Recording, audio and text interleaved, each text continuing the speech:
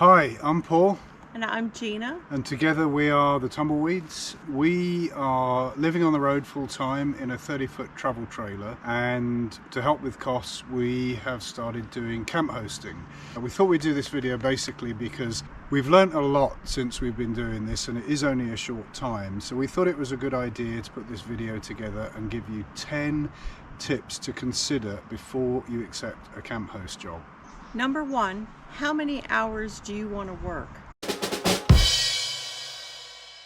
Yeah, that's very significant because a lot of jobs are just offering 15 hours, maybe as an example, and for that you get your site. Other jobs are expecting a lot more and they want a full-time commitment, hours, yeah. maybe 40 hours. Yeah. So you really need to consider what you're looking for. Are you just looking for a space, or are you looking to actually earn a lot of money? Yeah. Number two is the position paid or unpaid?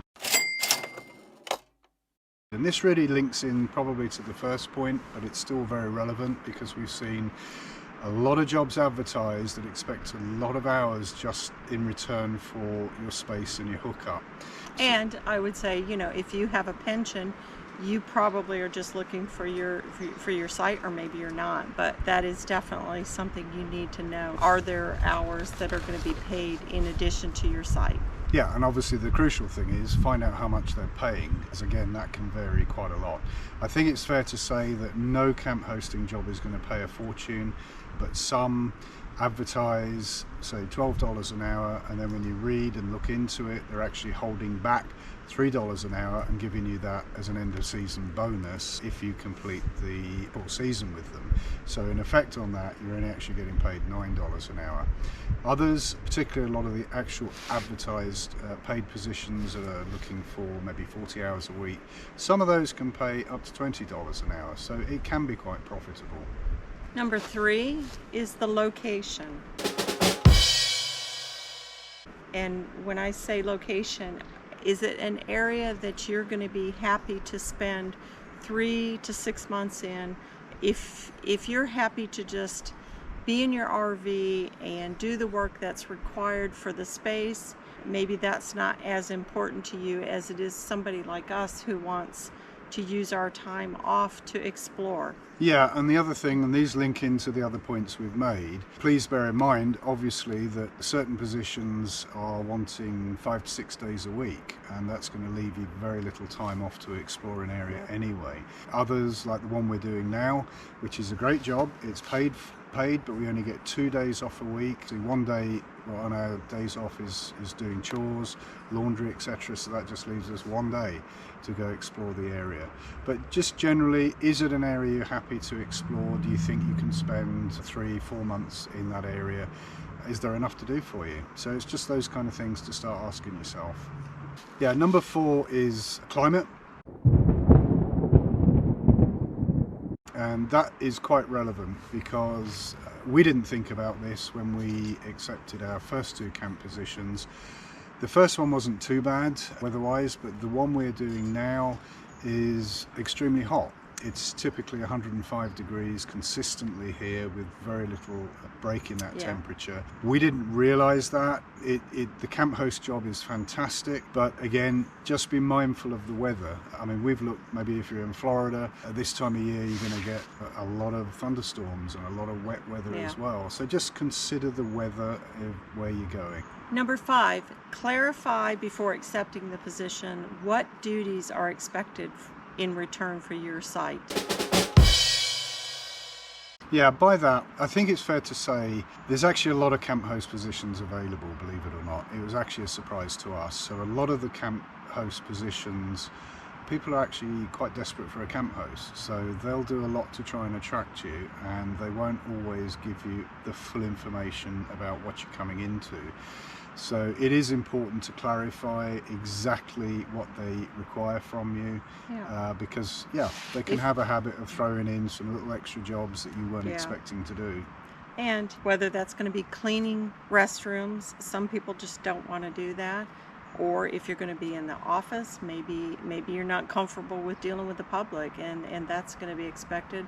Or are you going to be exposed to the elements and expected to do landscaping duties? definitely make sure that you know what you're getting into. Okay, number 6 is clarify the actual site that you're going to be given when you're doing camp hosting jobs. It's something that's easy to overlook, and then when you get to the campsite you find they've given you a terrible position and you're just not happy with it. And clearly if you've got to spend 3 or 4 months there, you're going to want something that's pretty nice. And just got to bear in mind, even if you're not being paid, this is your reward for doing the camp hosting. Exactly. So, if you are working 15 hours each, and you equate that to a $10 an hour rate over the month, you may be paying $1,300 for that site. Have they given you a good position, or are you just stuck the worst site in the park? Yeah. And I mean, in which case you feel like you're really being taken advantage of. Exactly. I mean, it could be that they're planning to put you in the busiest part of the site where there's a lot of kids in pools screaming, and it's fine, you know, if you don't mind that sort of thing. You could be sitting next to the trash dumpsters, and effectively you're paying $1,300 for that site. Yeah. So again, don't be afraid of asking what site is being given, and if they can show you a little map on the site or maybe even a picture, then that's great. Absolutely.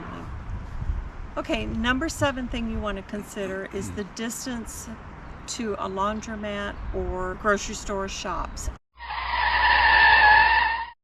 Maybe the facility that you're being hired on has an on-site laundromat, great, and that may even be included as part of your site.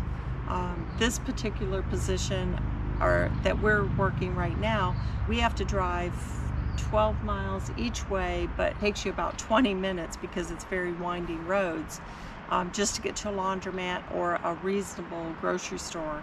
There are shops that are closer, but they're so expensive that we choose to drive. Yeah, and I think it's fair to say, even at the last one we did, it was a long way from big supermarkets. You know, places like Home Depot or Walmart, we probably had... We had an hour's drive. Yeah, we had an hour's drive. And you've got to consider that with the gas costs now. Well, not just the gas costs, but it's also the cost of food, because if you're buying off local stores, you're going to be paying a lot more. Yeah. So this is all something that you really need to consider when you're looking at a potential camp host position. Yeah, number 8 is clarify with the site what Wi-Fi is available and also cell service. A lot of sites say they have Wi-Fi. Our experience, not just in camp host positions, but just generally camping in RV sites, they'll advertise Wi-Fi, but it's pretty terrible unless you're right by where the office is.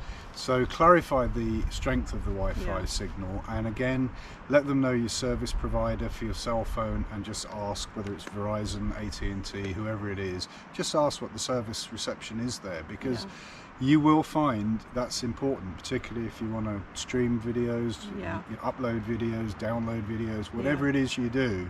Clearly it's important to have good Wi-Fi and good cell service. I'll just add one more thing. There was a job we were looking at that actually had neither, and it actually relied on a satellite phone to have any communication. That was a state park. They were upfront about it, fortunately, and that's one of the reasons we didn't take it. But we've also looked at positions where they don't advertise that fact, could get there and not even a satellite phone's available. So it is important to check that. Okay, number 9 is overtime. Now, it might not bother a lot of you. Maybe you're not looking at it from a financial point of view.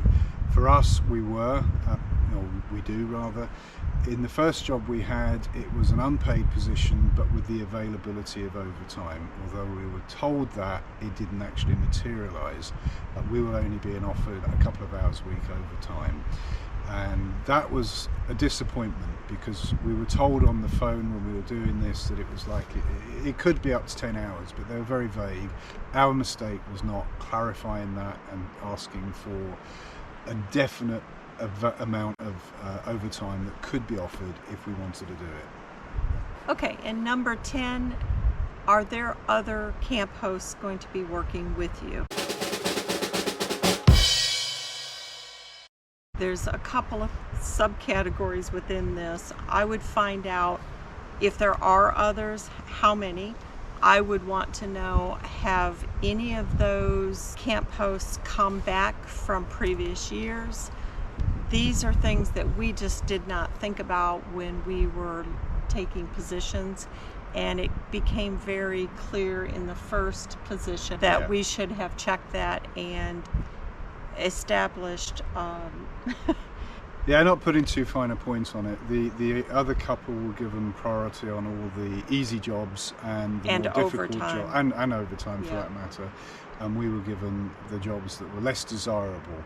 So there was definitely a pecking order going on there. And you want to know that, because Paul and I drove 2,000 miles out of our way for a position based on the opportunity to earn while we were there, and it just didn't materialize. We couldn't survive on 2 hours overtime a week. No. So definitely think about these things.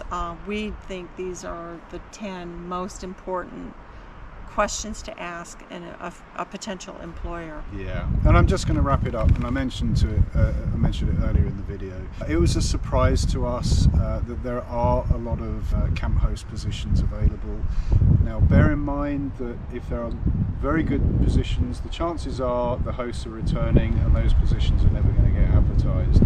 So the positions that are being advertised, I'm not saying they're all the last pick. There may be reasons, but very often there's a reason they're advertising still. It is important to clarify the points that we've laid out here. So we hope that's of use to you guys. We will continue to share things that maybe help you from the things that we've learned. It's all about a community out on the road, and the more that you can shortcut things and not do it the hard way, the better. And if we can help make that journey smoother for you, we'd love to help you. Stay tuned, guys, because we've got some upcoming videos on several ways that you can find camp host positions that will work for you.